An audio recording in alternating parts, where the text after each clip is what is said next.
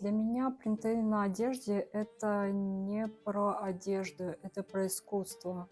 Харбабер — это про искусство. Я использую старинные крымско-татарские орнаменты, стилизую их. Одна из последних работ — это орнамент Калафатова на ткани, который был представлен на Urban Fashion. Также там был представлен один арт-объект в виде прозрачной абайи, на которой была нанесена роспись вручную. Из последних принтов мне бы хотелось выделить название принта Али Манисфан. Это первый женский крымско-татарский журнал.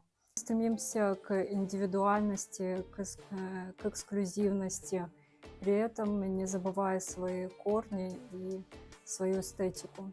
Картины на одежде — это мое самовыражение, искусство.